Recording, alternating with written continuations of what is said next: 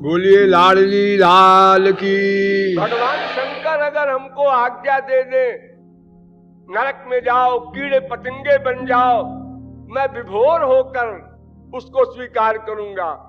लेकिन शंकर जी के अलावा तुम इंद्र हो चाहे जो हो, मैं किसी और की दी हुई कितनी बड़ी वस्तु हो हम स्पर्श नहीं कर सकते। ये अनन्यता। देवी देवताओं में शत्रुता नहीं लानी है, याद रखना। देवी देवताओं को नमस्कार करो, उनको प्रणाम करो, सम्मान करो, ये भगवान की विशेष विभूतियां हैं। यज्जत विभूति मत सत्वम श्री मधुजित में बाबा। लेकिन मन का अटैचमेंट यानी शरणागति केवल श्री कृष्ण में हो। कुछ लोग कहते हैं कि जो प्रेम की आचार्या है गोपियां, उन्होंने देवी की भक्ति की। कात्यायनी व्रत आप लोगों ने पढ़ा सुना होगा भागवत। तो ये देवी की भक्ति क्यों की? क्योंकि अनन्य भक्तों में टॉप पर है गोपियां, उनके आगे और कोई सीट नहीं।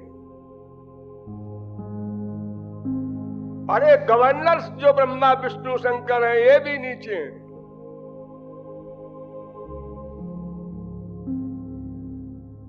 तो उन्होंने कात्यायनी व्रत क्यों किया? कात्यायनी देवी को नमस्कार क्यों किया? सर क्यों झुका?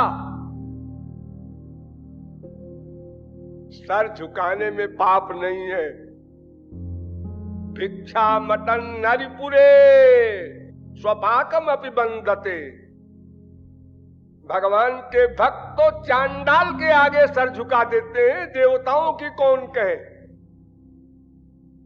सर झुकाना कोई पाप नहीं है, क्योंकि वो भक्त ये देखता है कि इस चांडाल के अंतःकरण में मेरे श्याम सुंदर बैठे हैं। ये फैक्ट है, कल्पना नहीं, भावना नहीं बनाना है।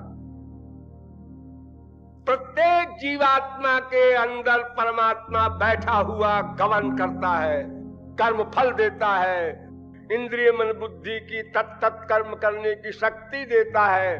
ये फैक्ट है। उसको देख रहा है भक्त, उसको नमस्कार कर रहा है। और अगर उसके विषय में कोई हेल्पर हो तो उसको नमस्कार तो करने चाहिए, अच्छा ही है वो तो। गौरांग महाप्रभु अपने शिष्यों का पैर पकड़कर रोने लगते थे, प्रेम दान कर दो। और वो बेचारा गुरु से आशा कर रहा है और गुरु जी उसके पैर पकड़ करके रो रहे हैं कि हमको प्रेम दान कर दो। हाँ, नोट कीजिए, भागवत में आया है कि गोपियों ने कहा नंद गोपसुतम देवी पतिम